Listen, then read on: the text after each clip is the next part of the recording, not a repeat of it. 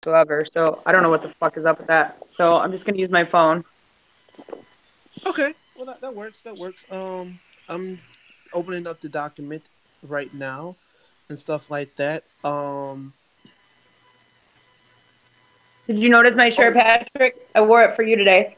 yes, I see. Thank you, thank you. It looks very lovely on you. It would have looked like complete shit on me. It would have looked like a tube top for me.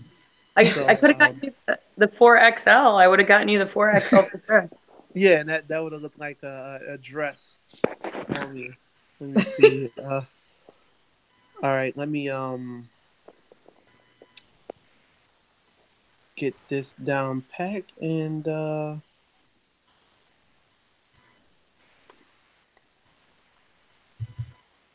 And we are we're broadcasting, sir. live. So whenever you are ready, we are ready. Okay. Well, we're finally back after a small hiatus. Season 2, episode 1, now available on every streaming platform that you can think of: Apple Podcasts, Spotify, Podbean, all that good shit.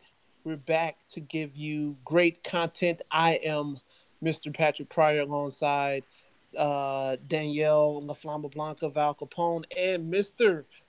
Black Market Ivan.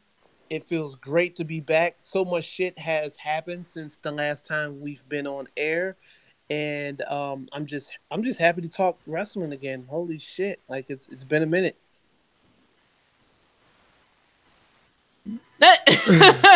Yes, Yeah, it has. it's been a minute. It's been a dead air kind of minute, but Pat, you'll do your magic to edit that properly out. So what's going on, everybody? I'm gonna blow you away with a liquor fact, and then we're just Please gonna tell me. pop into it, crack into it, or whatever you want to. Give me the facts so that I can open my can. Yes, I think we all need a drink right now. We all need to open Ivan's can. Okay. Oh wow! Whoa. That's another podcast. Everybody, did you After know dark. that in Japan, the beer cans say alcohol in Braille on the top? Huh. Never knew that. Even I didn't know. So even when we are old, decrepit, and blind, we can still enjoy the tasty deliciousness of alcohol in Japan because we'll know what we're drinking. That's actually smart. That's smart as shit. Right? That's talk about a country caring about their people. Caring about the blind. Because the last thing you would want is someone wanting a beer and he's drinking like, bullshit. At least he knows it's in Braille. Hey, if I can't see, I better be able to drink. I guarantee there's never been a blunt with Braille on it, Pat. What do you have to say for yourself? Hey, I think we need to fucking get that patent. I think that probably has it, but it really got smoked up as the blunt went along. That's a pretty good. Yeah, it's like, I think that yes. Can we trademark that TM right now? Yeah. But okay, I'm gonna pop open a delicious red blend called Smoking Loon. So speaking of blunts, I thought this was kind of relevant to start off season 2. Let's see how this pretty little thing sounds. While you do that, I'm gonna go get my bottle of disgusting. I'll be right back. Okay. All right. That Woo! was a nice pop. Nice pop. Okay, I'm gonna pour. Ready? Shh.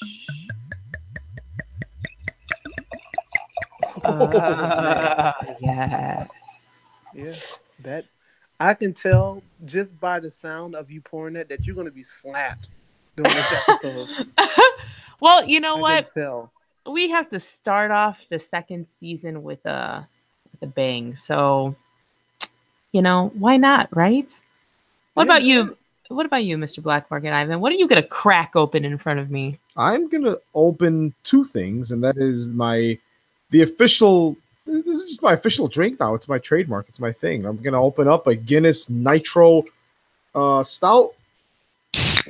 Nitrogen infused. Wow! That was nitrogen infused, and then I'm gonna open my Maker's Mark. Put a little. So I got a shot of Maker's Mark. I've got my can of Guinness. I'm gonna alternate sips, and I have some because I like to eat noisy food on the podcast. I've got a thing of peanuts that I'm gonna munch on like this. Listen. You know, I think a lot of the neckbeards would love to see you munch on nuts. For the show. I'm gonna munch on these nuts. I'm gonna munch on these nuts, Pat. We are officially an ASMR and wrestling podcast. Yes. And while you're munching on that, I am currently, before the podcast, I had a pineapple Patron shot, like 2 of those. And then I had, like I told you guys off air, a Miami Vice, which is a pina colada and strawberry margarita. I was feeling, I was in a Mexican restaurant, and by the way, they got some. Oh man, the tacos. I had 2 shredded beef and beef. What? Yeah, I know. I had 2 shredded beef, and then I had a 2 like. It wasn't vegan, but it was like vegetarian. So it was just basically just rice and beans and like peppers and stuff like that. I didn't want to go too hard because I do have to go to the gym. This is like my new thing I'm doing. Like I'm at the gym now. That's why I wore my Rain and Roman shirt for you today while I was at the gym. Yeah, I wish I would have had that shirt. So like I'm going to the gym now. So I can't partake in too much alcohol. So I'm going to crack open a nice 20-ounce bottle of water. Yeah. Ooh. Yeah. So that's what I'm drinking on tonight. Val, what are you sipping on again? Well, I also have because I don't have any work until spring training starts. Oh, yeah. Sorry to hear that. So it's fun employment season, ladies and gents. So I do have to keep the balance. So I'm going Simply Balance electrolyte water. But most importantly, when I was at Target buying some electrolyte water, they didn't have the Essentia that I wanted because, Essentia Nation. I was like, what's the worst alcohol I could possibly get to soothe my savage soul of the Cubs forcing me to unemployment? But I also had to buy something that was a bargain. So I bought Kinky Pink. Oh my! We're going bottom shelf this round, aren't we? It was just a bottom shelf, Danielle. That is like the Mad Dog 2020 for white people. I'm gonna throw up. Hey, you know what? But she's participating, fellas. I give her a round of applause. Forget the goat. You have cursed the Cubs now with that drink. But I'm drinking it out of my women's champ mug that I got when Charlotte was a Raw women's champ. I have 2 little dogs that are about to attack me, by the way. Oh my God. You know what it is? They see that beautifully grapefruit. You see the dogs behind me? They look so beautiful. Little dogs. So, for the record, this was not only bottom shelf, Danielle. Good fucking call, dude. But this originated at 2 different price points. The first one was $18.99, and it was so bad. Oh my God! What? That might have been like a year's supply worth.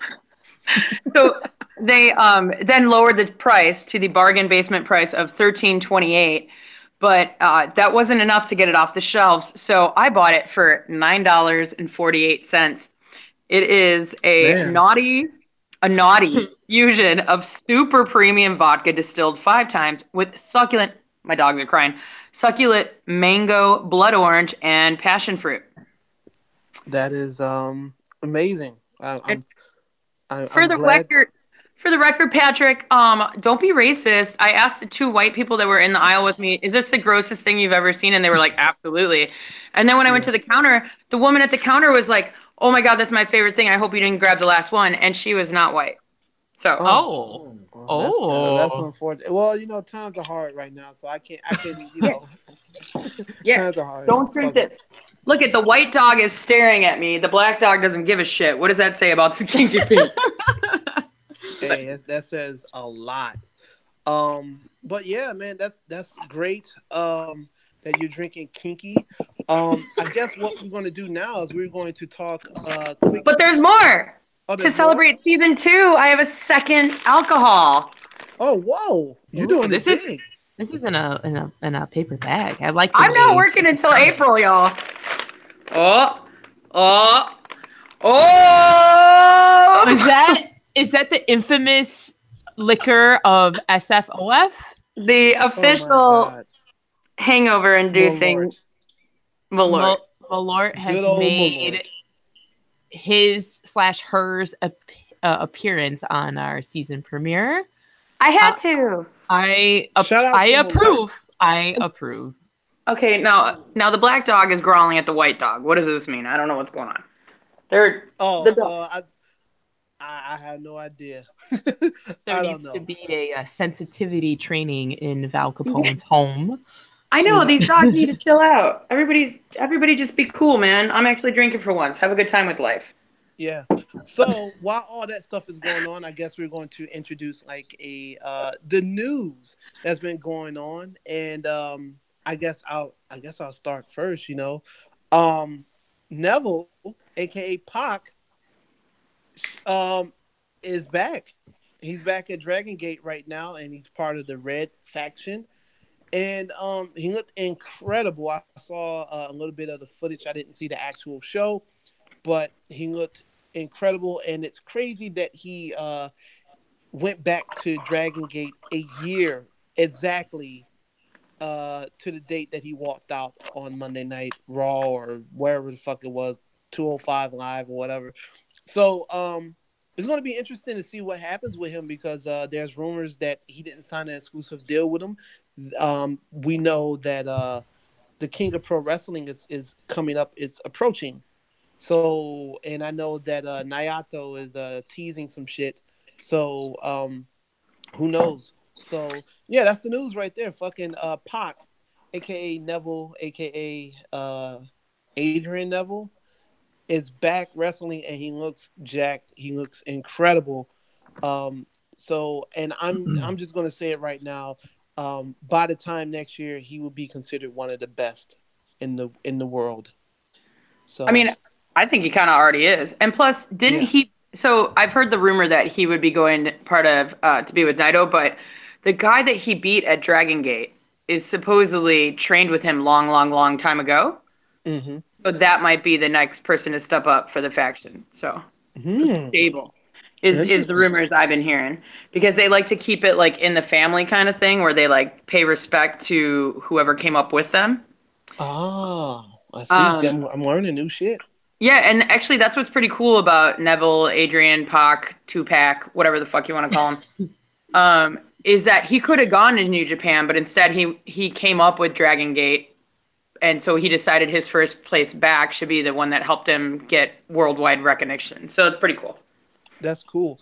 And Val, do you got some news to share as well? Yeah, it's kind of a little bit of a bummer. One of my personal favorites, and I know she's a big time fan favorite in the women's wrestling indie scene, Mm-hmm. Nicole Matthews from Vancouver, Canada. Yeah, she was recently featured on the Mae Young Classic, taking on Isla Dawn. She beat Isla Dawn in the first round, in round one. We haven't seen her second round quite yet. Um, but she had an issue with her work visa. She apparently it was expired or she didn't apply for the new one in time.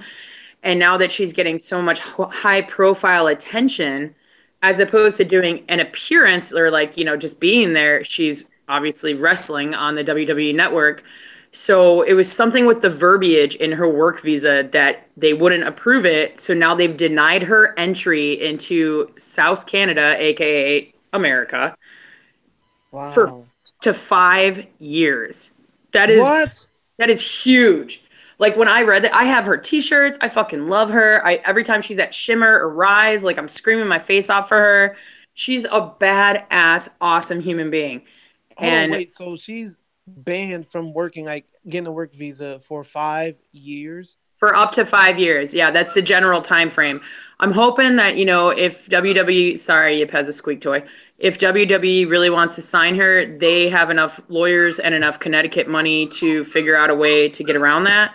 But yeah, for right now, unfortunately, and of course, the Mae Young tournament the entire tournament has already been filmed with the exception of the championship, which is October 28th.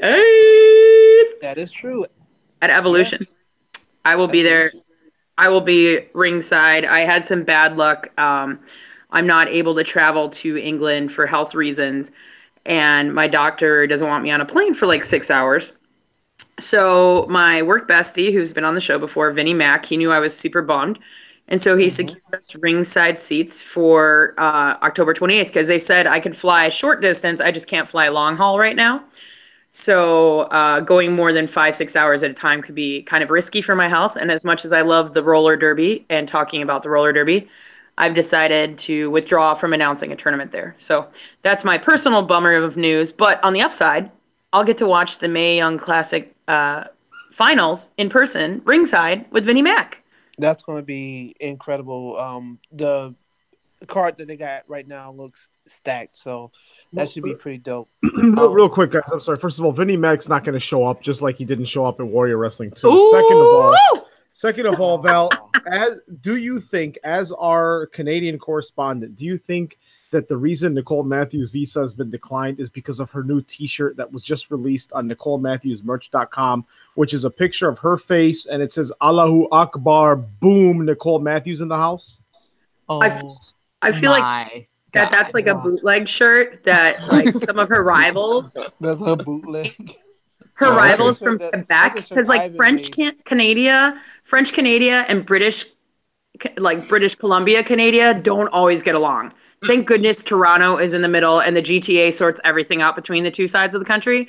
But everybody thinks that Canadians are nice, and they super are until you cross the line with a fellow Canadian. Then wow, shit gets weird.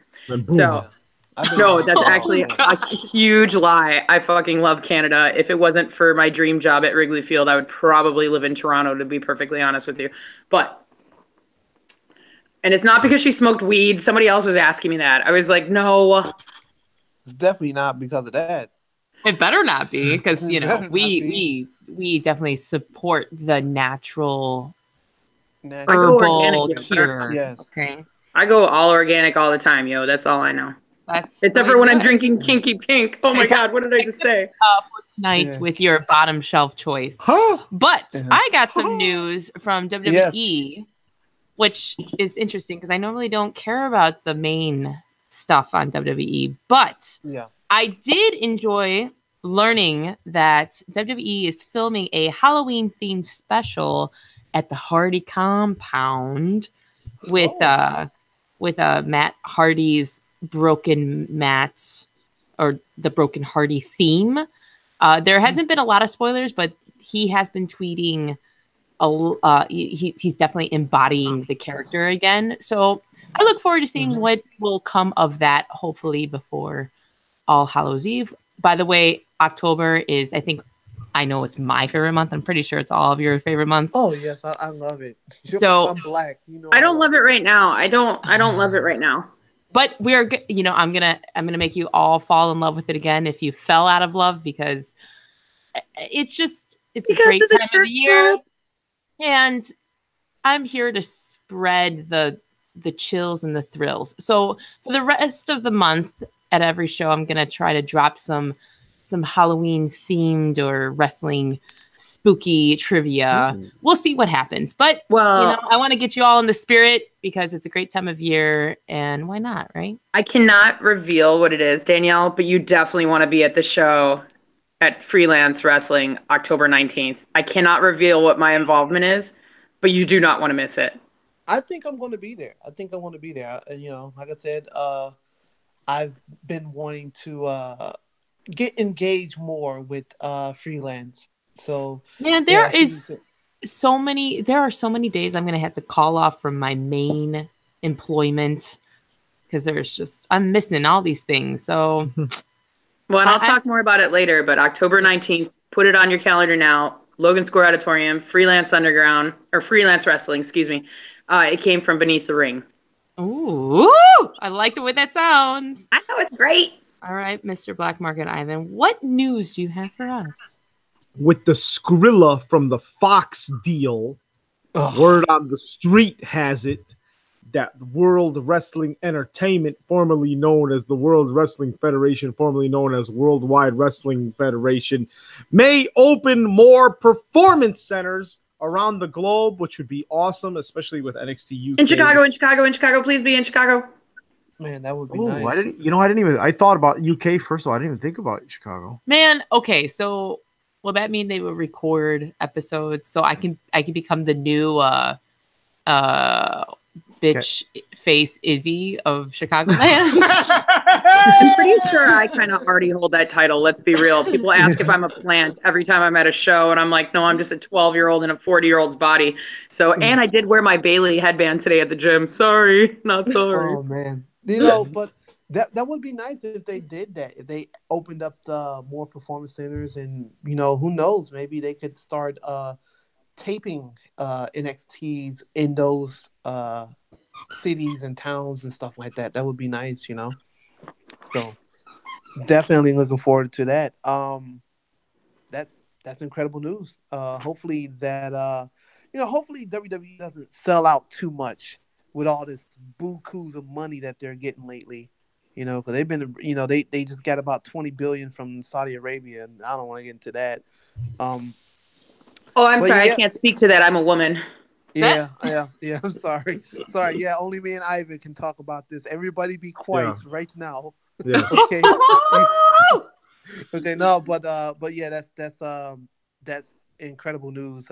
Hopefully, WWE does some good things with these new performance centers around the globe. But speaking of performance centers and shit like that, Danielle, can you tell us about what happened on NXT? Oh, yes, the highlights of the WWE roster here in their shows. We open this night with Miss Nikki Cross doing a little of her crazy promo, and for all the local people in Chicagoland, her little promo looked like she was auditioning for Statesville Haunted Prison haunted house. She was speaking to herself, and they had the fog going and this kind of cellar backdrop. I dig it because, again, it's my favorite time of year. So give me all the creepy shit you got. So after that, we followed up with a match between Lacey Evans and Candice LeRae. And that has stemmed because Miss Lacey Evans has been taunting Candice about being a bad wife and whatever. I don't know how I feel about this type of topic being a reason to start a feud because, you know, like, yes, they've established that Candice LeRae is is married to Johnny Wrestling, and there's this love, beautiful, harmonious thing that they got going on. But throughout the match, she was like, "You're a terrible wife," and I just don't care for that type of ring jargon. So, but anyways, Lacey Evans gives Candice the woman's right and defeats her with a nice pin. I actually enjoyed it. And then we followed up with a little promo of the North American Championship that's going to be next week, which is between Adam Cole, Ricochet, and Dunn. They're kind of building it up, which they should. It's going to be no holds bar. I look forward to it. And then, as you all can see in the notes, the Forgotten Sons had a promo, and I think they have to keep doing these dumb promos because everybody forgets about them. Get it? Yeah. And Forgotten Sons. Wink, wink, nudge, nudge. I don't give a shit. We're going to move on. Then another promo with Ciampa with his jigsaw-looking camera. I love him. Love him, but what is up with his iPhone original style of filming? He just wants you to hate him even more. I actually love it, but it kind of bothers me on how bad the quality is. But he ends up calling out Velveteen Dream, and he even tweeted something about punching him in his face. in his stupid face. Yeah, he made definitely check out Ciampa's tweets on Twitter. They're pretty amazing. It was pretty good. We followed that up with a dumb match that I'm just going to skip over of the Forgotten Sons because let's forget about them. They beat some jobbers and we're moving on. Another promo, pretty much promoting, I would say, Evolution. And it was the only promotion about this pay-per-view with Kairi Sane and Shayna Baszler. And we will see that come ahead on October 28th. And we will have ringside correspondence now. So I'm super excited to see what Val will cover with that. And then, again, another blessed live promo of Bianca Belair talking about Nikki Cross's promo from the beginning of the episode and it being played with because in the promo, Nikki kept saying, I'm going to play with you. And again, there's always these undertones of sexuality I feel they do with the women still. Luckily, it's not in your face, but I definitely picked up on that vibe. But, you know, I love Bianca Belair, so anything that she's in, I'm there.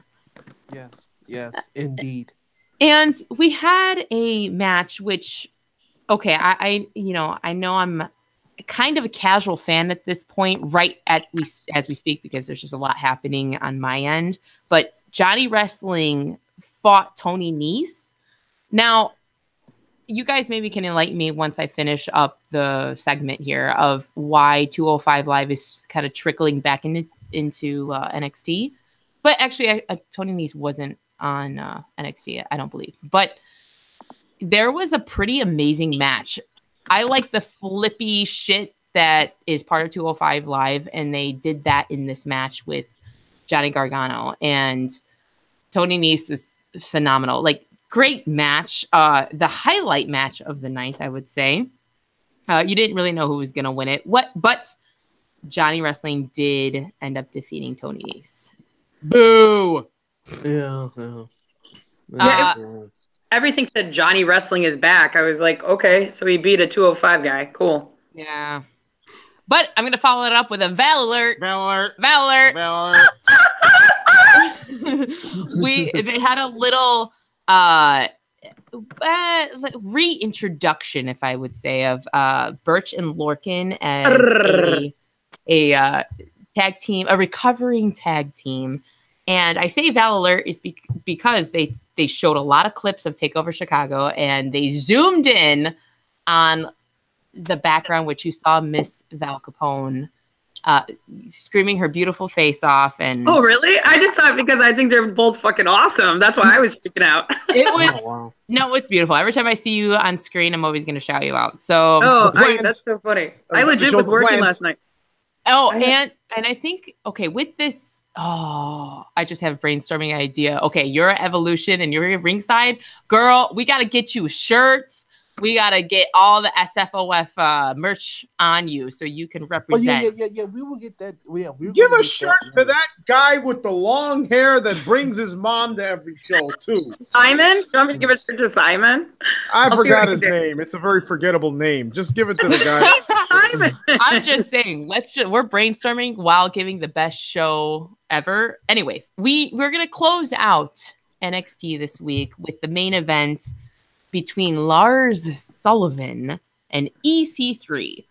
So I, in our notes, named it the Battered Beefcake Match. And I call it that because these two boys, or large beefcake of men, they bruised, battered, and bled throughout the match.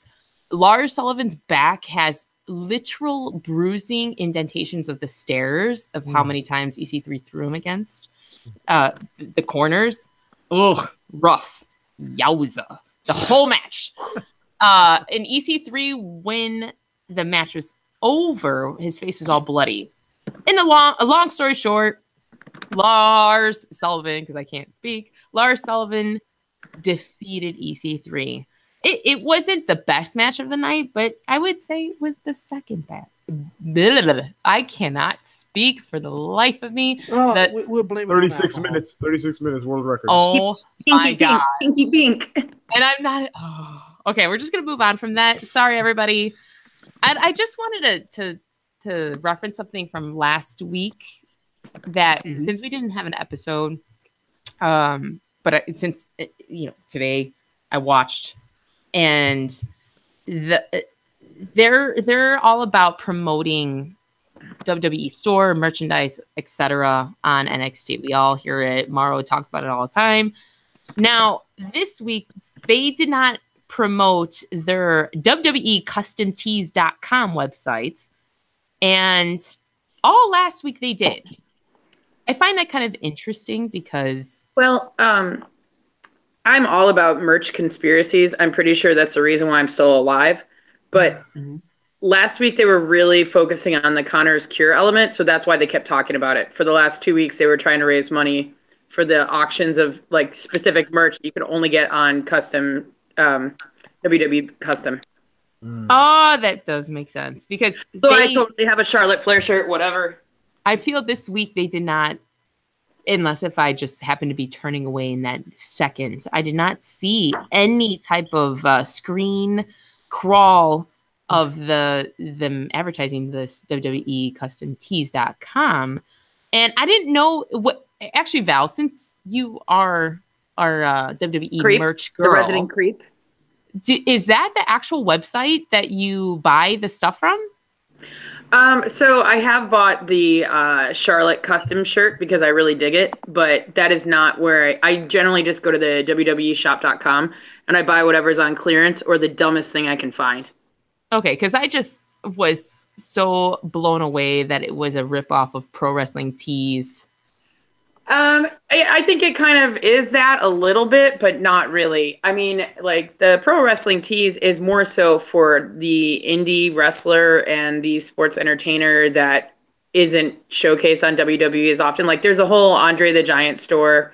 I got my dad the I'm with the Brute Squad t-shirt, tall dad, and a 4XL Andre shirt. Yep. And then like there's a whole Macho Man store. They have Young Bucks. They have like the super kick shoes, so I mean they have like everything. It's not necessarily custom, but you can do some customizable stuff. Like I bought a Candice LeRae shirt from her PWG where she and Joey took the titles from the Young Bucks and she ended up all bloodied in her rainbow outfit. Yeah. And I got that and I could get it on a youth large because that's the closest to like a woman's style shirt once I cut the sleeves off, but it's not particularly like the women's shirts because I don't like the way they fit. No. So I go youth XL or youth large in all my t-shirts. So you can kind of customize it, but it's not. The thing with the WWE custom shop is really it's like you have X amount of designs and you could put them on various different shirts. Oh, okay. So it's their sister brand, if you want to say. Yeah, so okay, yeah. So I get it. So like I have the Charlotte Flair Dynasty shirt, for example, because fucking A right. And I got the one that they released for sale first the day it came out because I'm that guy. And it's on a black t-shirt. I got a youth large, cut the sleeves off. It looks fantastic. But then they came out with the custom tees site on the www.shop.com. The link on that. And now I have the very same logo, but on like a really rad, like thin, but good quality, like it's a women's racerback tank top, which is a great cut when you lift the weights because it showcases your sweet Star Wars tattoos. And, purple is my favorite color. Purple and like Cubs blue are my two jams. So I was like, oh, the Charlotte Flair logo itself lends really well to purple. So I was very excited to buy that. Otherwise, normally I would just buy whatever's on clearance because let's be honest, I'm unemployed until April, guys. Come on. It's all good. Well, thank you, Val. I did need some clarification on that. But overall, that was NXT, everybody. So, Patrick. Yeah. Why don't you tell me a little bit about what I didn't see on 205 Live? Well, it was a very quick show as usual. still don't get why. I get why they moved to before SmackDown, but I wish people would come out and actually see the show because 205 Live has been all right. The first match was Tozawa defeating Jack Gallagher. Um, decent match. Nothing really to talk about out of that. And Kalisto defeated TJP. And after the match, TJP being the true heel that he is, he ripped off Kalisto's mask after the match, which I feel like Kalisto has had his mask ripped off 87 times since he's been in the WWE. Um, so yeah, and then after that, it was a little segment where Drew Gulak and Jack Gallagher, they assaulted the Brian Kendrick, saying that he was the weakest link in their group. So I don't know if he's kicked out or they just punished him or something like that. I'm not sure. But they also promoted Leo Rush having an open challenge on next week. So that should be very interesting. And that was 205 Live in about 2 minutes. Thank you. Yeah, that was 2 minutes and 5 seconds. I like it. Holy shit. Okay. Yeah. Yeah. So yeah, 205 Live. I guess I'll just go into Raw because I did something different this time. I watched Raw and got completely baked. Like okay, I just laughed so hard into my whiskey shot glass and whiskey shot into my eyes. Oh man, I know that burns. You're doing it wrong. I know. This is a horrific scene, everybody. This is in front of my face. Don't make jokes when I'm drinking, Patrick. My bad. Stinky Pink is a horrific scene, Danielle. I'm sorry. I guess I'm going to trash ass Raw. Like I said, I watched this show completely baked. I mean, like I think I smoked maybe 3 blunts that day because I was celebrating the Forza shit that happened. So we start out the show with Charlie Caruso in the ring, and she's asking Dean Ambrose like these questions, and he's like, "Oh, the Shield, we're not a brand, we a brotherhood." Ew. Why do you sound like Randy Savage? Yeah, I'm gonna say or Jay Lethal being Randy Savage. Yeah, I guess every white person has a raspy voice to me. I guess I don't know. So, well, thank you. Yeah, well, yeah. Besides you two, you guys don't have raspy Hey, voices. as long as it makes us money, it's not a bad thing. Yeah. So, Baron Corbin comes out. He makes a match. Because Dean Ambrose like, how about me and you? We fight now. And he's like, no, I'm gonna give you Braun Strowman. Actually was a decent match. Obviously the greatest wrestler in the last 40 years. Roman Reigns comes in, interferes in the match, and of course that disqualifies Dean Ambrose. But I get why they did it. Braun Strowman not losing, and Dean Ambrose, it's kind of like, how they do it. So, out comes the Shield. They come in and rescue Mr. Dean Ambrose, and I guess Baron Corbin came out and he said, we're gonna make another match, and I'll get to that later on. Actually, no, I'll get into it right now. Roman Reigns defeated Dolph Ziggler, which was actually a decent match. He attempted to defend the Universal title, and Corbin prohibited, which I don't understand. And I'll talk about it after I'm done with it. Like the logic that WWE has done this last year is just piss, like just actual piss. Ronda Rousey defeated Ruby Riott, which I thought was the match of the night. I know you neckbeards probably was going to think I was, piss break. No, this was actually a good ass fucking match. Like I was surprised, and I hope that Ruby Riott and Ronda Rousey actually have like a program. Like it was pretty dope. Surprise of the night, Connor from the Ascension defeated Bobby Roode. Bobby, man, thoughts and prayers to you during your time of mourning, because dude, this is losing streak and the fucking Ascension are acting like they're fucking Bullet Club or something. Like they're getting all the wins. Yeah, but I guess. didn't he just beat fucking Bobby Roode's new little sidekick, Chad Gable, like a week ago, and it was his first ever singles match, and it was his first ever singles victory in the Yeah, history of Raw. yeah, yeah. Like So the Ascension, Connor and Victor, they both picked up victories, and now they're shit. They're the new Young Bucks, I guess. No, wow. don't you dare. Oh my God. I'm gonna flip this table. I swear Okay. I'll do it. I'm sorry. I'm sorry. Hey, don't yell at me. It's a sensitive time in the world right now with whites and blacks. Okay. All right. So the next Pink. so the next match, the B team defeated the Revival, which is I am befuddled by that. But anyway, AOP attacked B team after that and just basically destroyed them after that. Drew McIntyre defeated Seth Rollins after that, and it was a non-title match. Of course, Dolph Ziggler ran in and caused a distraction for McIntyre to hit the Claymore on what's his face Rollins, and of course after the match, Roman Reigns, Braun Strowman, and Dean Ambrose all come out to the ring, and the Heels they got the best of the fight and hit all their finishers on the Shield. So that was the end of that.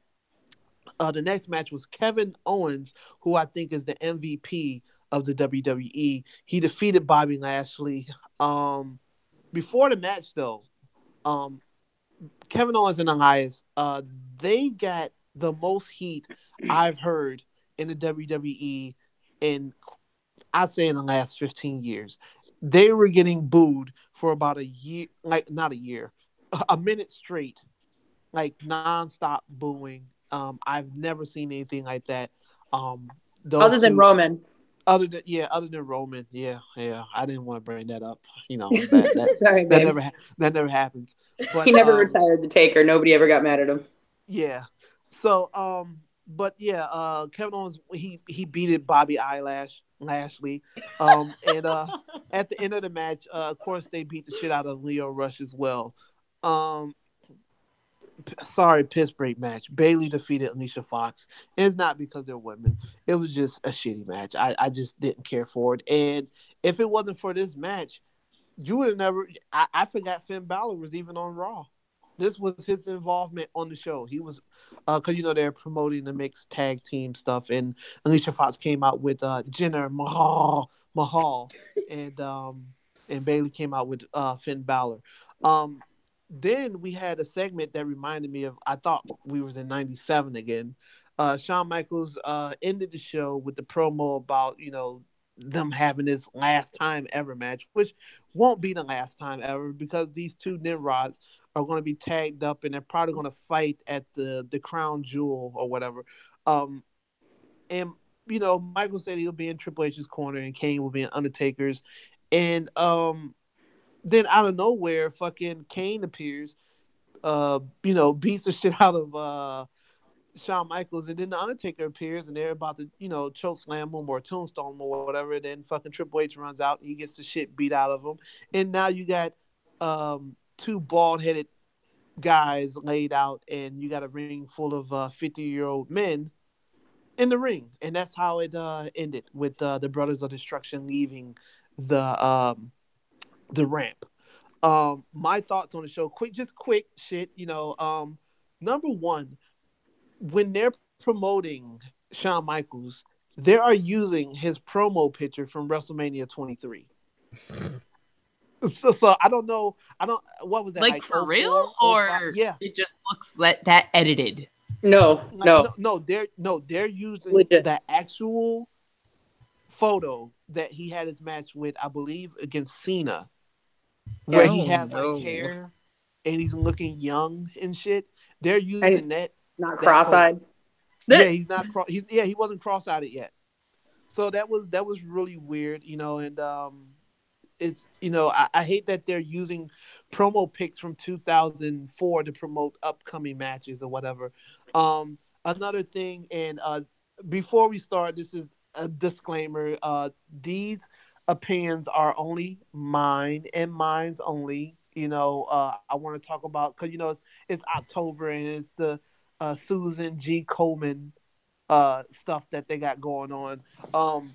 first of all, I think that whole thing is like like a scam or whatever. It's a conspiracy. It's a conspiracy. Yeah, it's a conspiracy. I don't really fuck with that. I don't like the fact. I strongly dislike how Ultimate Warrior has been celebrated in the company. I get kind of angry every time she, presents this Warrior Award that's supposed to be, about people that are uplifting and, just brave. And I could just YouTube Ultimate Warrior making homophobic comments and saying a whole bunch of crazy shit. And a lot of times when we look at these, when they have her come for the Susan G. Komen thing, and she does the Hall of Fame, she spends 80% of the time putting over Ultimate Warrior. And it's not about that. It's about the people that are fighting breast cancer or the people that are receiving awards. So I didn't like that. I want to, and the final hour of Monday Night Raw lost 300,000 people in the last hour, and this was the lowest rated Raw. Yeah, woof. Wolf is right. Oh my gosh. That is right when you started talking about Warrior, Yippee started attacking a Chewbacca squeak toy, and now Coco's freaking out. I'm sorry. I thought they were barking because Roman Reigns was in that last hour and they want to see more of him. So they were chanting for the big dog. The big dog, yeah. The little dogs want to see the big dog. The little dogs want to see the big dogs. But yeah, once again, like I said, Kevin Owens, once again, MVP. If you want him to be a heel, he can get it done. If you want comedy from him, done. Cowardly heel, done. Pairing with someone random like Elias, done. And he's made everything work. And the last thing I wanted, two more things. Okay, so Alexa Bliss cut a "Don't Be a Bully" kind of promo thing, kind of something similar to what she did with Nia, but this was to Trish Stratus. And she said that she met Trish when she was 7 years old and Trish wouldn't give her an autograph. Now, look, the neck beard in me wanted to go and see if that was true. Alexa Bliss was 7 years old in 1997. And at that time, Trish Stratus wasn't even in the WWE. Bingo.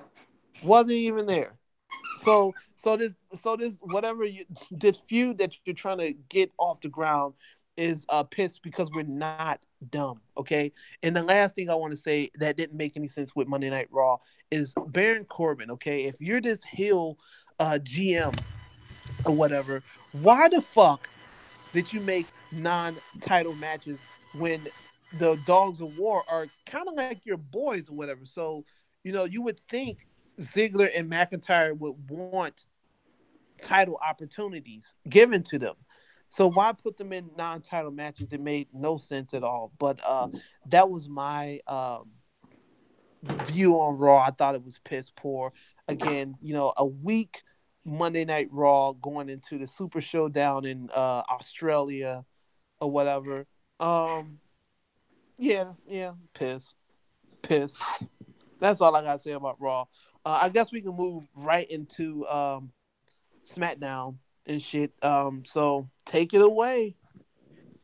Well, everybody knows how Joe is being like a super stalker creep, and apparently last week when he attempted to sneak into AJ Styles' house, which had some super janky and questionable mailbox issues, just saying, speaking breaking kayfabe, but that was the absolute worst thing that anybody has ever seen in the history of time and space, according to the brass of the WWE, as opposed to something as most recent as, Randy Orton burning down Bray Wyatt's house or all the other crazy shit that we see week after week. But apparently trying to sneak into AJ Styles' house was the worst thing ever, even though the cops show up, so he never was actually there. But regardless, he's still fired, says Paige. And then AJ beams in, so neither of them are even fucking there. Like, no promo from either of them, no match, no nothing. It was pretty stupid going into the go home of this decent to interesting feud. And so AJ said, no, he wants to take on Joe. They should stop it, guys. They should still rip into each other in Melbourne, Australia. at the Super Showdown. So they're still going to wrestle, but it was just basically AJ being like, no, I've got my family. They'll be safe. I'll be here until I go to Australia. It was stupid. Speaking of stupid, I cannot believe that Zelina and fucking Cien Almas lost to R-Truth, to the Fab Truth, or whatever the hell they're calling themselves. Like, I love a good dance break. I think R-Truth is amazing. He's one of my favorites, and he has been for a while. And honestly, now that Mela is more silly rather than shrieky and whiny, and I actually like her brunette hair. I don't mind her. And I thought it was, Mm-hmm. Mm-hmm. Okay. Well, so she's not she's Carmella. She's not Mela is money. I'm shrieky. I'm annoying. I feel like I deserve so much when I really don't deserve anything. I don't mind her as much when she's fun and lighthearted and being like, "What's up?" with R-Truth. But you could put like a pile of dog shit next to R-Truth, and I would be like, "Oh, that's a great pile of poop," because he's great and he makes everybody better. But anyway, I couldn't even believe that they beat Andrade Cien Alma and Zelina Vega, which is supposed to be like the up and coming, it was a fun match, but it just really irritated me. Something that was also super irritating was Mick Foley's Yippee. Mick Foley's son, Dewey, is Mr. Bootyworth. And hold on, so wait a minute. That was Dewey? That's Dewey, yeah. Holy shit, I learned something new. Yeah, see? Bringing you all the hot takes. So he was going to explain to, he's been behind the scenes writing for WWE for a couple of years now. And they often do that. They'll often take a guy or a girl from the back and interject them into the storyline. Like Sarah Logan was on before. I mean, there's been a couple other people that have been mixed in. Chelsea Green was like a doctor, physical therapist for, Daniel Bryan. I mean, they do that all the time. So anyway, that's Dewey Foley, which is interesting. Fun fact. But he basically never got a chance to show us how all the magical New Day pancakes get made before the bar, smothered him in batter, or battered him, I guess you could say. They battered him. It was like almost, I love New Day and I really enjoy the bar and I like the comedic relief, but it was almost like too obnoxious. Are they crossing the line? Are they jumping that shark? Like, is Arthur Fonzarelli just like standing right behind them? I can't really tell. So Ty Dillinger wanted a match with Randy Orton, but instead it never really even started since the Perfect 10 attacked Clandy before the belt could even ring. It didn't matter though, because creepy ass douche, Randy Orton, decided to snag Dillinger's digits in the ring wires, and it was like, ugh, like it just.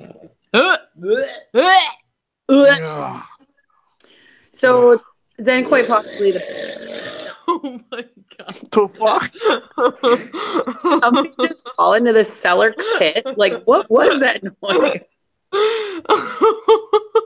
Oh my god!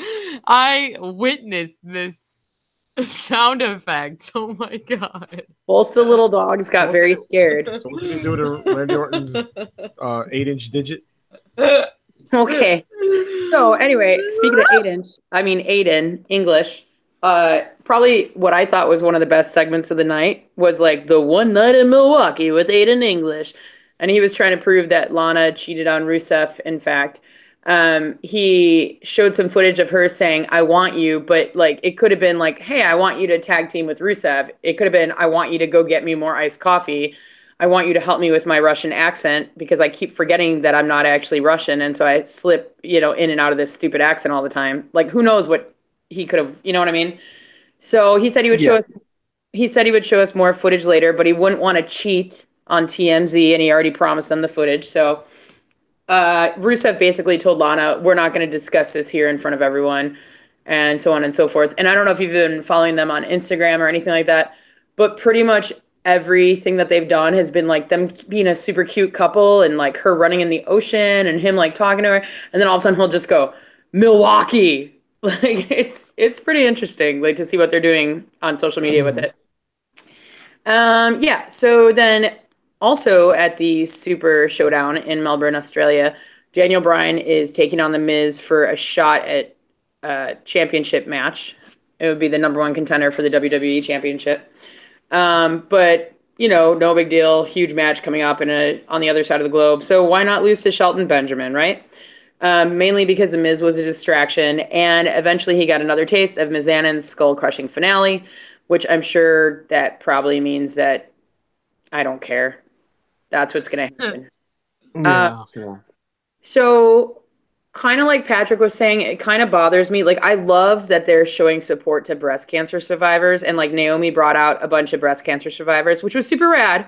But it kind of like irritates me that they only have these moments leading into the women's matches, because women aren't the only people affected by breast cancer. I know it's pretty rare for a man to um, have diagnosed with breast cancer. It's not as common, I should say, not necessarily pretty rare. It's just not as common. But like men are super affected by breast cancer also. So I don't know why it's always the lead into the women's match. It just always seems super awkward, and the placement. Plus, again, the whole Ultimate Warrior BS, gross. But anyhow, Asuka beat Peyton Royce via submission, even though pretty much the entire match was dominated by the Aussie. So who knows? This is a make-believe tag team of Asuka and Naomi taking on an actual tag team of the Iconics, who are Australians, so they'll be on their home turf. So I don't know, maybe this is when they start winning and stop losing all the time. So then, speaking of Super Showdown, Becky shows a video of herself beating up the Queen, and then, which I thought was a great like storyline, she revealed her very own Super Showdown poster because she was omitted from the official poster. And yes, right. Yeah. man, oh man, a Shevitz. I wish I could be ringside for this shit, because I want to see if she's on the chairs or not. So if anybody has any way to find out, whether it be they're going there themselves or they have a friend in Australia or whatever, I want to know because usually whatever the official poster is similar to, if not the exact artwork that they put on the ringside chairs. And so I wonder if they're going to like put the Becky artwork or if they're going to put the official poster. Either way, even though it like bummed me out as a Charlotte fan, I loved it as the Becky's of kind of a heel now. Even though everybody still loves her and she still gets cheered for the face. But oh, my dog's growling at that. Both the dogs are growling right now. Uh-oh. But yeah, so it's Becky like standing atop a face down Charlotte, and Becky holding the belt up high, which is pretty awesome. Charlotte comes out, everybody booed her. Please don't boo the woo. Like, they're like, I just hate that they're kind of making her into the female Roman. I'm sorry, Patrick. Even the dogs aren't happy about it. I know. Dogs, stop. Even the dogs are not happy about it. Oof. Oh, okay. Oh. Okay. Little dogs on parade. Go elsewhere, dogs. Okay. Maybe you don't want to hear about the Mae Young Classic round 2. I don't know. Okay. Yippee, leave her alone. Sorry. My dogs are going crazy. Oh, no, look, man. Look, they're part of the show, too. Yippie's been a part of a couple shows. Well, I'm house sitting and dog sitting for Coco for 6 months while her mama is in India. So now I have 2 little dogs to make noise in the background while my bits are happening. Anyway, so Mae Young Classic. It was pretty good for the most part. I really, really enjoyed it. Oh, wow. We're going to have Mae Young Classic right here. Okay. So Casey Catanzaro, she is the former American Ninja Warrior. She's the first. Yeah, I know. She's not a wrestler, but she's learning. She is the first woman to ever climb the warped wall, and it's like a big deal because she's 5 feet tall and all this and that. She took on Rhea Ripley, who I know Danielle also really loves a lot. I love Rhea. Yes, everything about that. Amazing hot girl I'm all about. She's the female version of Pete Dunne, and I love him. All right, there's 2 little dogs fighting in the living room right now, so I'm going to try to walk in the kitchen. Oh, hi little dog. Yeah, I was just going to say she is like this snarly, gnarly, badass female version of Pete Dunne. They even have like the angular haircuts and everything. Similar, like strong style beat down, just beat the shit out of their opponents until they submit kind of thing. And I was actually pretty shocked at how much time they gave to Casey. Wow, Yippee is running laps in the house right now, you guys. Um, she did a lot of acrobatics and a lot of flip flops and things like that. She obviously they spoke to her gymnastics background. There was one spot that she missed the rope, and I thought she was gonna fucking crotch herself and tear her vagina too. But she whoa, neckbeard alert, neckbeard alert. Yeah, there's one spot where she like goes to jump off the rope and like misses, but she recovered really well. So I mean, I don't know. She's been training for only a year and she's looking pretty good. I have a hard time believing that somebody with such little experience would be able to take on Rhea Ripley and be successful. But she was fairly successful, but Rhea took the win in the end, so she's going to advance. Um, I I can't recall which match was second or third because I watched it last night and I watched it, after working and being devastated about the Cubs. But so Lady Godzilla, Hiroyo Matsumoto, who I just love her. I think she's great and I want to be her new best friend. And I just want her to like flip her hair all over the place and just like, like every time. I just want to walk down the street with her and watch her make the Godzilla hand screaming at strangers.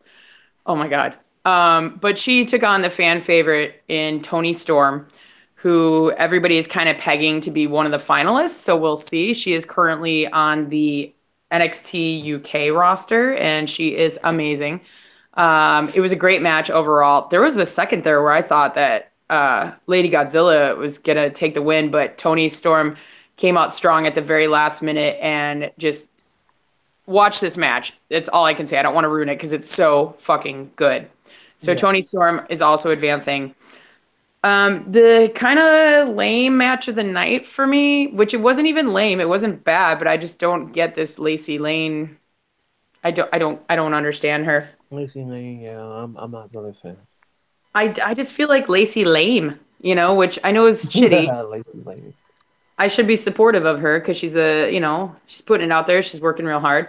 But there's something about Tainara Kanchi that I really like, that she's not just a pretty face. She's a badass and she's a black belt and she's amazing. But she ended up losing to the, as I put in the notes, the upstart underdog.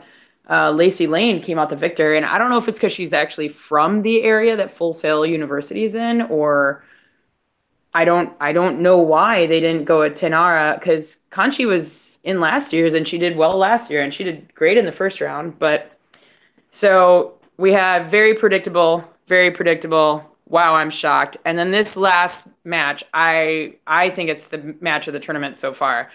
And my notes said, holy living fuck, because that's how I felt. Like it was so good. It was, Meiko Satomura, who is, essentially a living legend. Like, she first appeared on American wrestling television with WCW in '97, but she's been one of the like stalwarts of Japanese women's wrestling. She's just amazing and brutal and beautiful, and she'll kill you twice. She's like, maybe when Minoru Suzuki Capone and I finally get our little house somewhere near, Tokyo Disney, she'll probably be our neighbor, I feel like. That's how much I love her.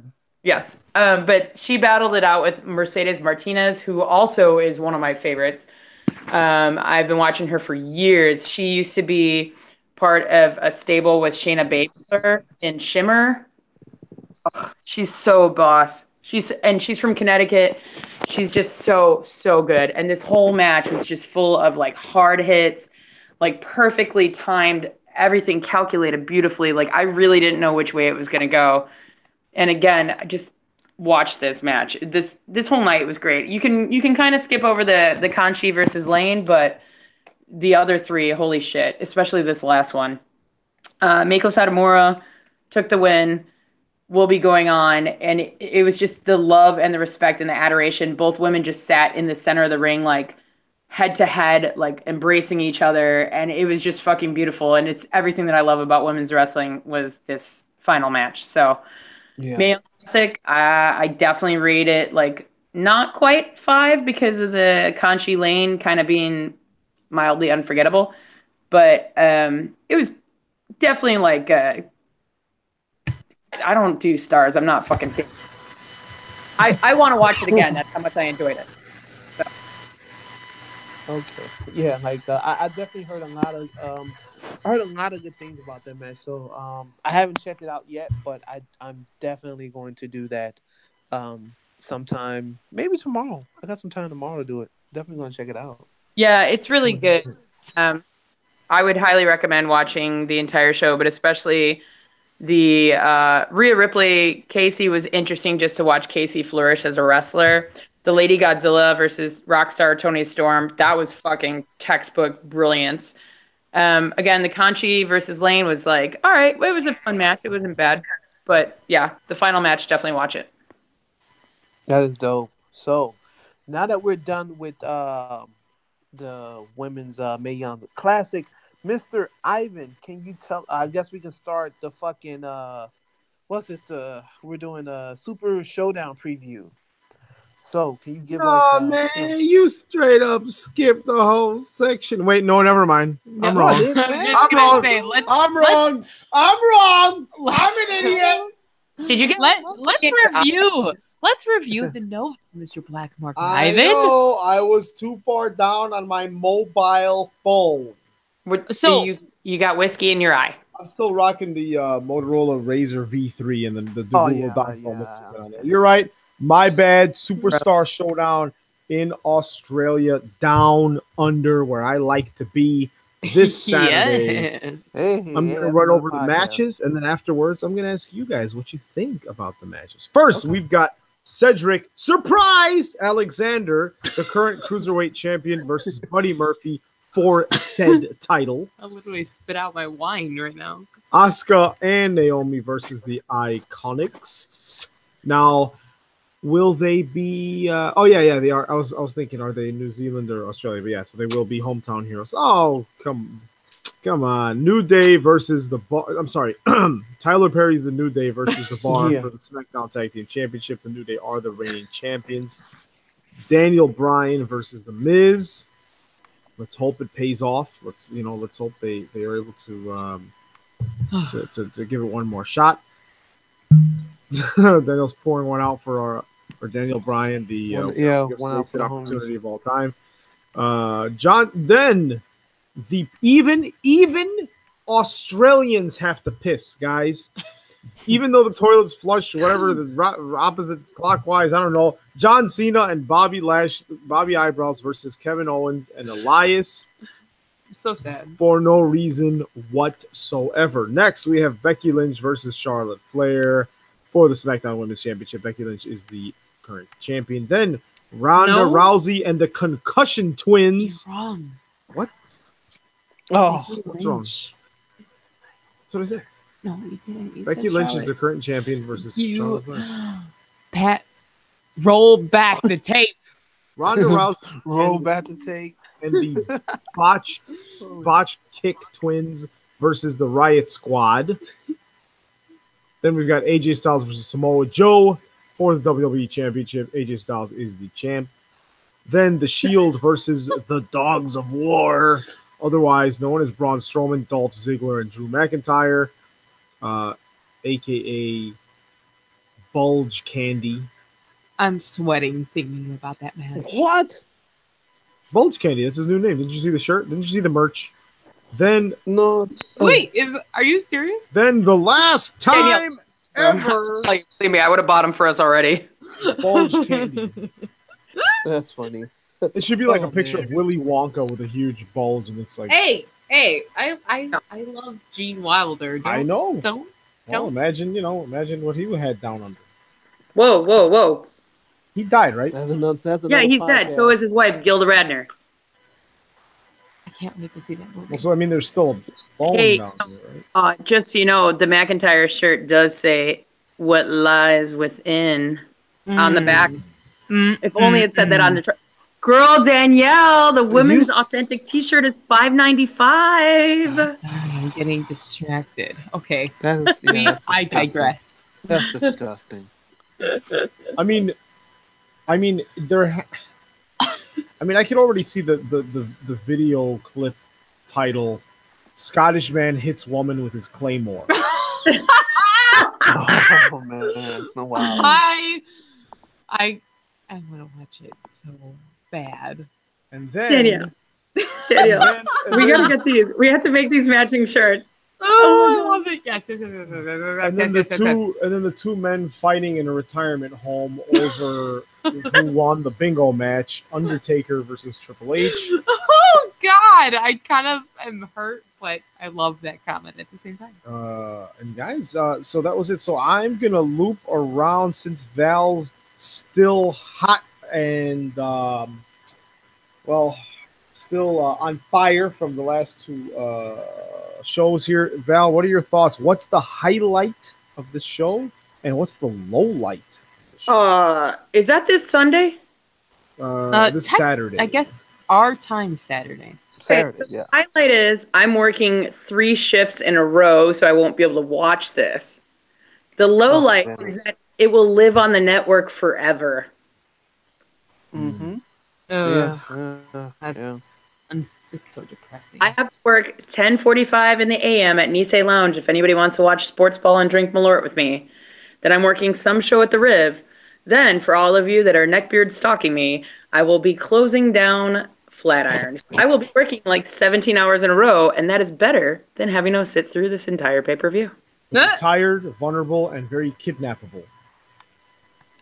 Correct. Now that we've triangulated your location for Saturday. That's all right. Kinky pinks on me, guys. Kinky pinks on me. Neckbeards aren't fit enough to kidnap anyone anyways. That's very true. Okay, Pat, what are you excited for, and what's the piss break? What's the nothing? Don't give a shit. The whole thing is a piss break to me. I legit muted myself because I took a piss break while you're reading out the card because I don't give a fuck. Oh my god! Yeah, it's a piss break. I don't give a shit about it. I don't actually care. I mean, the only thing I care about is seeing the A Claymore. Just one. Just give me something. And I okay. I kind of have a soft spot for Triple H. I always have. That's like a child. Yeah, but Shawn Michaels shave his head. I know, but like the 13-year-old girl in me is like, he was my crush. I was crushing on him back in the 90s because I'm just aging myself right now. So okay, that's. I just want whatever. I just want Braun Strowman to pick up who's the smallest member of the Shield, Dean Ambrose, and say, "I'm gonna put you in my pouch like a little Joey." Wow, what if that actually happens? If it we happens, all need a drink if that happens. You need to take 3 shots of Malort if he actually says that. That would be the greatest thing that ever happened in the history of WWE if that actually happened. I'm with Val on that. Hashtag white girls. We will both be doing that. That's hilarious. It could happen, Pat. Hey, I'm just here, man. Can we talk about Jack Baber Jr.? Yeah, let's take it across the pond. Wait, no, hold on. Yeah, hold on. We're already in the future in Australia, and all we have to do is go up. Back. We gotta go that's back. Right. We gotta go back. I take it back because we're technically in the United States. Gotta bring the beat back, y'all. Oh man, if you're in Australia, all you have to do is go up, and we're going to go up. Yeah. No, we're not. We're actually in Long Beach. My bad. I fucked it all up. You have to go up and then a week back. Marty, the timelines are messed up, Marty. You have to go back to 1888 and have sex with your mother to fix the timeline. No, it was 1955. I don't 1955. If you're going to quote Back to the Future, get the right year. Shit. I hate all of this. Oh, my Lord. New Japan Pro Wrestling Fighting Spirit Unleashed. Long Beach Walter Pyramid on 9/30/18. I'm going to hit you with some results. First, we had Jushin Thunder Liger, Ryusuke Taguchi, and ACH. Shout out. Go ACH. Shout out to AAW or Freelance? AAW. Defeating Roppongi 3K, Shoyo, and Rocky Romero. Then we had Christopher Daniels and Frankie Kazarian representing SoCal SCU, defeating Hangman Page and Chase Owens representing Bullet Club. Then we had Jeff Cobb, Chris Sabin, and Flip Gordon defeating Hiroki Goto, Beretta, and Chucky T. Then it starts to heat up. with Zach Baber Jr., There's only one Zach Baber. Lance Archer, and Davey Boy Smith Jr., which is KES, and Suzuki-gun defeating Naito, Sonata, Bushi, and Evil, representing LIJ Sans Daryl. Then we had Jay White and Geto defeating Hiroshi Tanahashi and Kushida. And then here's where it got crazy, guys. Excuse me. Okay, sorry. Excuse me. Geto won the match. They won the match with brass knuckles. Okay, I just wanted you. What are you, Maurice? I just wanted you to just say that it was such a big thing that you just glazed over it like it was nothing. I just had to make a scene. Okay, using brass knucks in Japan it's a big deal. It's not. But we're in California. It's a Japanese promotion. I don't care. Then Jay White. You also didn't say the words Zack Sabre Jr. pinned. Oh my God! I like the way the show is going for season 2. Let's keep it going. After the match, Jay White cut a promo on Tanahashi. He said, "Hey, give me a shot at the G1 briefcase. I want a title shot." So then things started to heat up.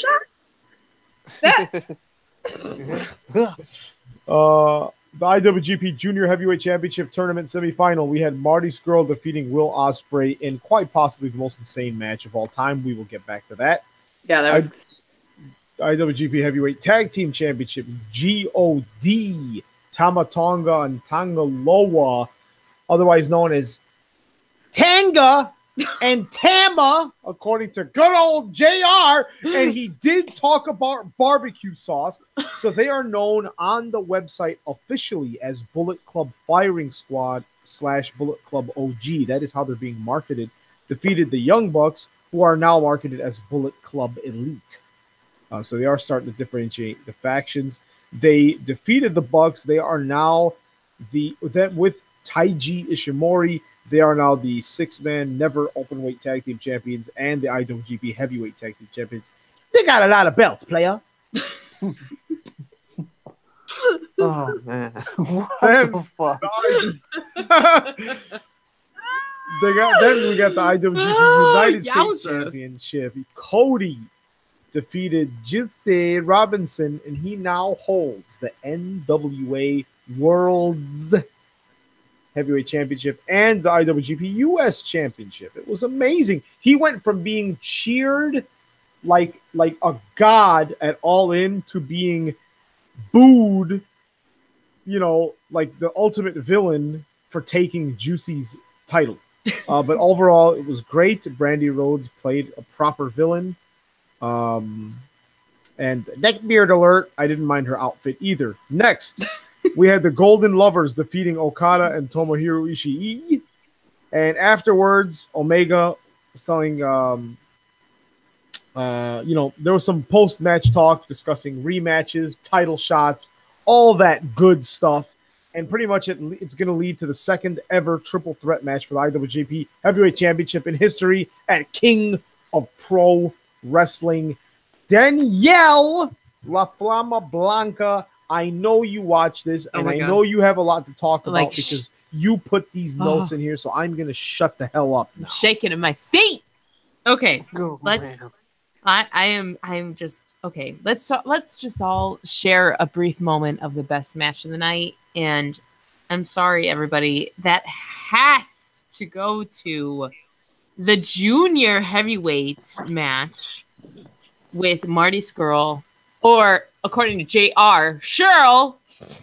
Which he is like me in mispronouncing everybody's name. So I kind of understand him. Is Jerome on the podcast? What just happened? Jerome? Yeah, like from like the time, or I guess it would be Morris Day. No, because there's I was sweating. Morris Day when he goes. That's how he laughs at people. So, Marty Scurll, Will Ospreay, that match made me go, what the fuck? At least 6 times. I am blown away every time I watch anything New Japan related. And that match just did it for me. I was like a little kid in a candy store watching that match, just with all the moves. I love the flippy shit. They had it all. I loved it. I loved it. I loved it. I loved it. Did any of you all watch this amazing match or any of the night? Hello? No. Hello? No. I watched the Osprey Skrull. That's the only thing I watched because I was working at Wrigley because, potentially I was going to be working still at Wrigley, but then the Cubs fucked up my world. So, Well, fuck the Cubs. I'm glad you watched Marty Skrull and Will Ospreay. I'm just gonna run past that comment. What was your favorite part of the match, Val? Everything. Awesome. You know what my number 2 favorite match of the night was? What's that? Tell us. Just having God on my screen, baby. Oh, okay. Tonga, not Tama Tonga. Tama Tonga on my screen makes me a happy girl, so that's my number 2 match of the night. Tama Tonga's Donga. Ooh. Get it, Pat? Yes, I get it. I get it. All right, guys. All right. Thank you, Danielle. Guys, we have 33. We were supposed to do a 90-minute show, which means we'd have to end it in 3 minutes. So, Val, hit us with the Chicago update. We are not finished the show. Why are you ending it? We have a lot to still cover. We have 3 minutes. We have the Chicago update. We have the penitentiary. Yeah. Shoot, we have a lot to fill the time. So, Val is the warden of the Chicago penitentiary. And she's the only warden on Earth with 2 puppies that go everywhere with her. So, Val, hit us with Chicago updates. Hit us with some plugs, and then take us into the penitentiary. This past weekend, AAW put on not 1 but 2 stellar shows at Logan Square Auditorium. The Jim Lynam Memorial Tournament. Jim was an integral part as one of the owners and producers of AAW. Unfortunately, he passed a few years ago, so this is the tournament in his honor, and it was sick, like the entire night. The guy that I preached the gospel to you guys about, Sammy Guevara, he killed in the tournament, and then he almost got killed by Sami Callihan in like a 32-second match. It was insane. The eventual main event for the Jim Lynam Memorial trophy was ACH versus Sami Callihan, and that match was a banger, man. It was intense. It was so good, and I'm sure it'll be on High Spots or something along those lines. Definitely check out, the clips online if you can, because it was really, really, really amazing. Yeah, I highly recommend it. Sami Callihan ended up coming out on top. I'm sure that if you look for Wrestling with Unicorns, you will find many, many clips of this on all the interwebs, but great event. Also, Kylie Ray's returned to the ring against Scarlett Bordeaux. Kylie took the win. I'm not surprised, but I was also thrilled. It's one of the clips that I posted on our social media, on our Instagram, is Kylie's return to the ring and her victory. It was pretty great.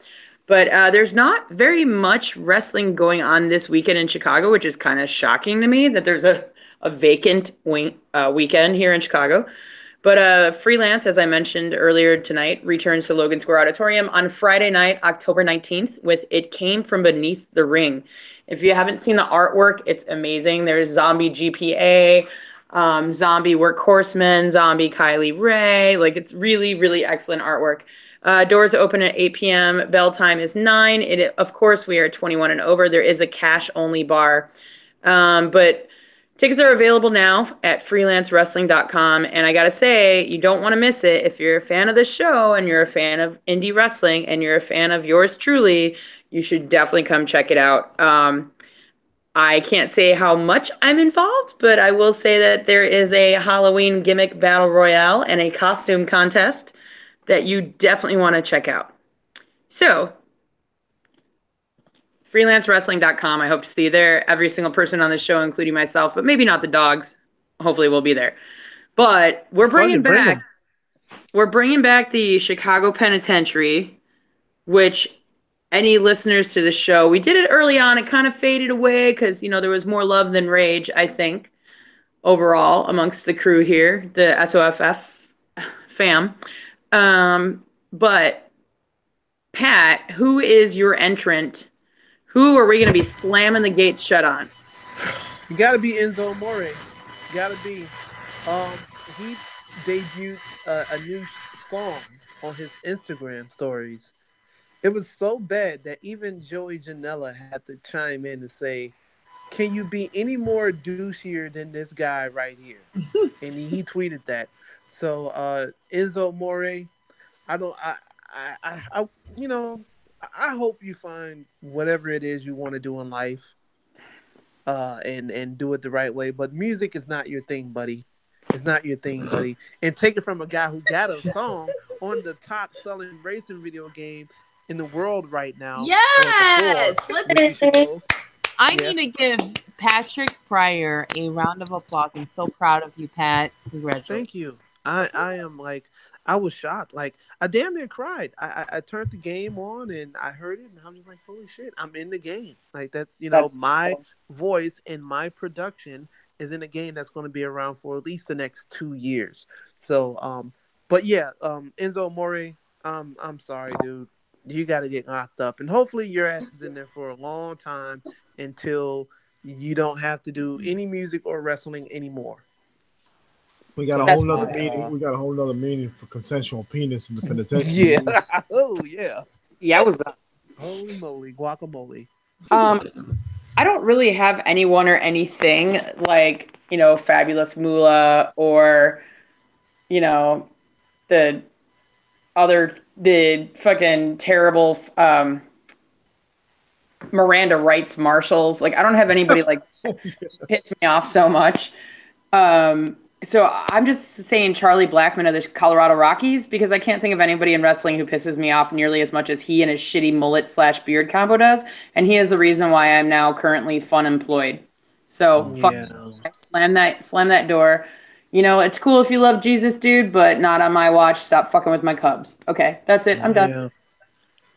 Well, I initially am gonna submit Michael Cole's commentary from the Mae Young Classic this past week, and that's just mainly because he kept apologizing for his previous commentary back in the 90s and the 2000s about how he represented women back at that time. He didn't blatantly say that phrase. I'm just gathering things he said from the past couple Mae Young Classic episodes and this past one. Dude, stop apologizing. We know as females, me and Val particularly, know that you're apologizing for a company who doesn't give a shit, but they're trying to make up for things. So, okay, I'll meet you halfway with your half-ass apology. So his ass, well, I don't know if him specifically, but I'm gonna really narrow it down for his specific commentary goes into the penitentiary this week. All right, Ivan, who do you hate more than Michael Cole's shitty commentary?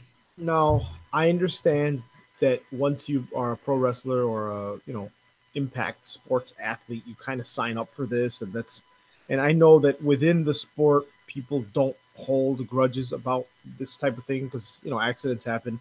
But I'm going to throw Brie Bella's ass in there for botching a kick and giving Liv Morgan a concussion for being mode. Yeah, yeah, I get it. Yeah. She kneed her in the face. When she kicked her, it was just biff twice. It was just, and it was it was like a mini botch and then a huge botch. It's just man, come on. I don't even want to go into my thoughts on them just being back and part of the situation going on right now. But that alone, throw her. I mean, I kind of don't want to throw her in there because then Michael Cole and Enzo Amore and Charlie Blackman have a woman in there with them, but that's just kick them all in the face. It'll be fine. Yeah. Exactly. She'll take care of the problem. But did you guys notice that the point this week? I don't know if you guys, other than Patrick and I, watched Raw, and I say that because typically it's usually one of the two of us that covers it. Very true. I did not. If you can watch the clip, there's actually people that point out how botched it was. It was like a botch Bella move or whatever, which I feel bad even saying that. But there was a point where Brie punches Ruby Riott straight in the face, and holy living fuck, I've never seen such a good no sell of being punched in the face. Ruby didn't even flinch, like she was fucking Robert Patrick in Terminator 2 made out of liquid metal. It was so good. So if you want to feel a little vindication for Liv Morgan, who just got cleared for her return, she's fine, and she has no ill will towards Brie. It's just more the viewers are not happy, and I understand that. But if you want a little subtle icing on the cake, just watch Brie Bella punching Ruby Riott, who doesn't even flinch. It's amazing. It's pretty apparent of the difference in wrestling style with the women specifically on the pre-woman's evolution versus what it is right now. And what I mean is Brie Bella and Nikki Bella's performances compared to the current roster of badass women they have. You could tell the style, you can see the difference blatantly in your face of how they were trained, let alone their background history in wrestling. So I get that concept, but I feel like as an athlete that has to recover from injury, and the sport that I play changes so often, and as many times as I have had currently I have a really gnarly sprained ankle, and so I'm walking around in Das Boot. And when I come back, it's, I'll have been at least 2 to 3 months off skates, and 2 to 3 months is not that bad, and you can recover from it. But when I had life-saving surgery, I was out for 9.5 months. And when I came back, holy shit, was the world of roller derby different. And so, Brie was out because she had a baby. So she was out for over a year. And Nikki had, her neck surgery. And you have to alter your style of gameplay or wrestling, I suppose, when you have a major surgery that, in theory, should be career ending.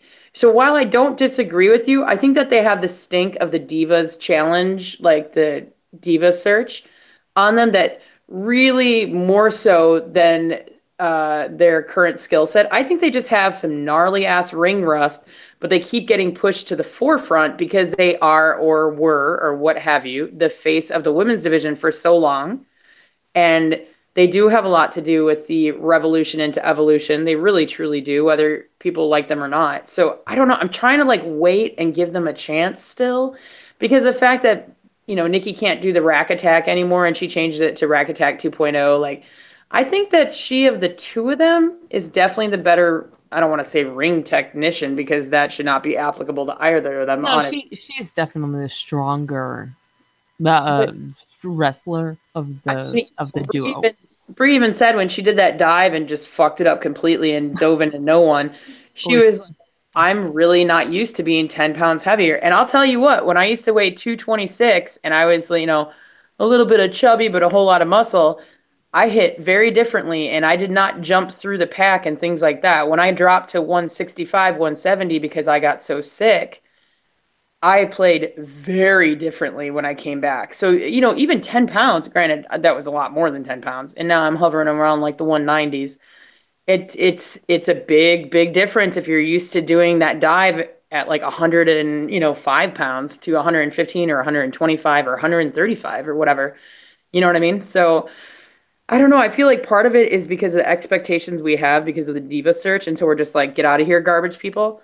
But then part of me is yeah, but without the diva search, we wouldn't be where we are today, because it still would be tits and ass and puppies. You know what I mean? Whoa. Yeah. That's true. Yeah. But that's me being a feminist and supporting all women. Yes, I'm with you too. You can't see it, but I'm raising my fist in the air.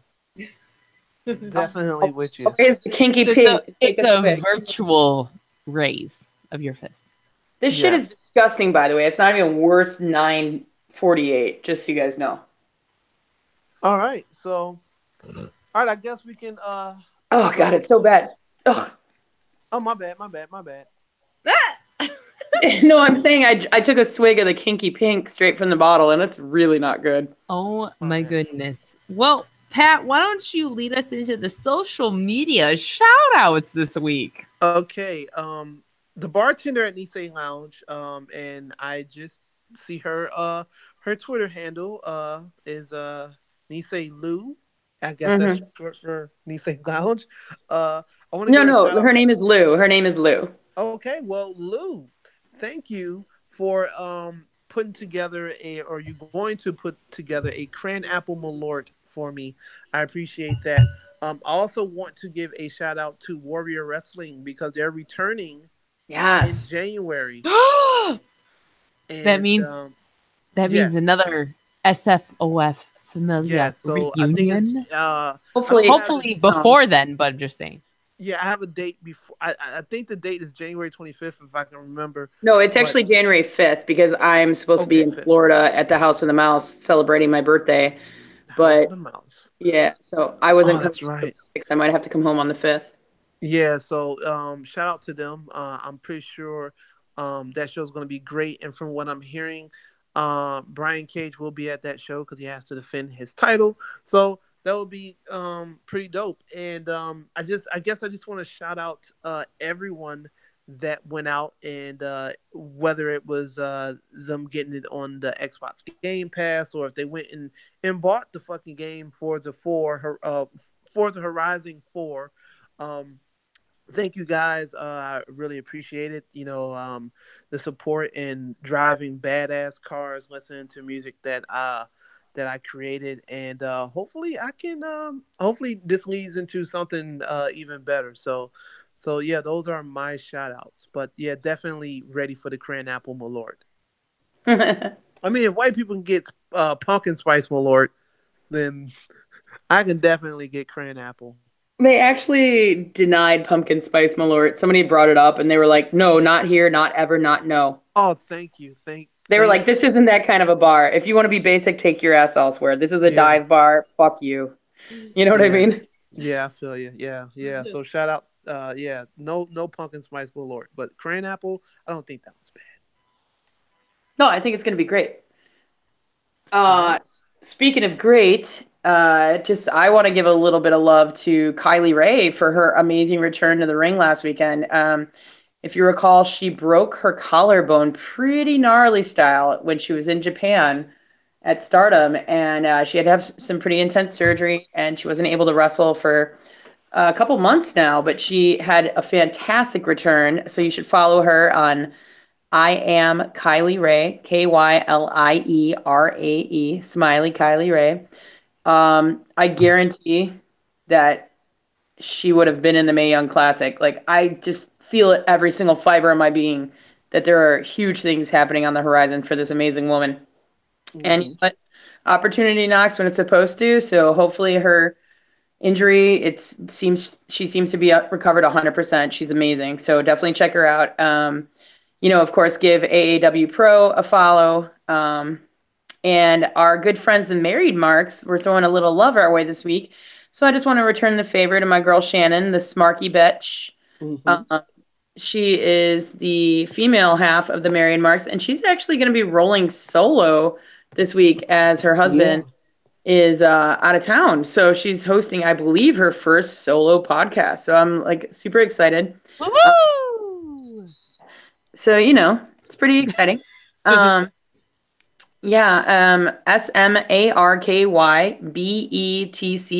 Smarky Betch. Yeah, give her a follow. And then, really dope. All the love to the women in tech and the women in podcasting.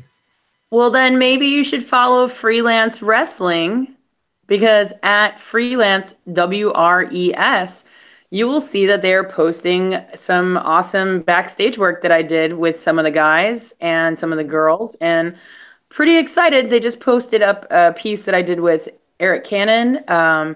He'll be taking on, I believe, All Ego Ethan Page on October 19th. So, yeah, check out at freelance WRES. There you go. Hug it out. Boston Hug Connection's on sale, everybody. Just the ampersand is on sale. Yes, I love it. All right, I'm gonna shout out an old school listener who goes by the name The Valiant Soul, and on the Twitter, it'll be at Art Soul Life. If you all are interested, yeah. He I know that guy is always shouting us out. Awesome. Amazing guy, always giving us love. SFOF gang, SFOF familia, amazing guy. Love him, giving him a nice little hug and kiss from the SFOF familia. But not the Boston Hug Connection. No, because I don't believe in it. And if I don't believe in it, I'm not going to project it out into any of the fans of the universe. That's funny. No ampersand. SFOF gang, yeah. SFOF gang, yeah. SFOF gang. Oh, man. Black Market Ivan, who are you shouting out Whiskey. this week? I'm just going to shout out the huge Two Heels in a Face podcast for posting the podcast of Val Capone and La Flama Blanca talking to them at the VIP Fan Fest at Warrior Wrestling 2. Check that out. Woo-woo! And then also related to that show, Wrestling with Unicorns, and to the main man running that site for the Latino representation in the podcasting world. I appreciate that. Good to see that. So, and just overall, everyone else showering us with love. Golden showering us with love. Ooh, what? Whoa. That's the only kind of shower I take. Whoa. Calm down. Giving us the R. Kelly treatment. No. Oh, great. You just made Patrick leave. Oh, my God. He did escape from the podcast. That means, y'all, season 2, my ass is coming for him. So, what? Pat, bring it on, motherfucker. You're gonna bail out of the show. You're just giving him sound bites. You're just giving him drunk sound bites. Oh my God. Miss you, Daniel. Oh, goodness gracious. The alcohol's flowing. Pat, we finna get you.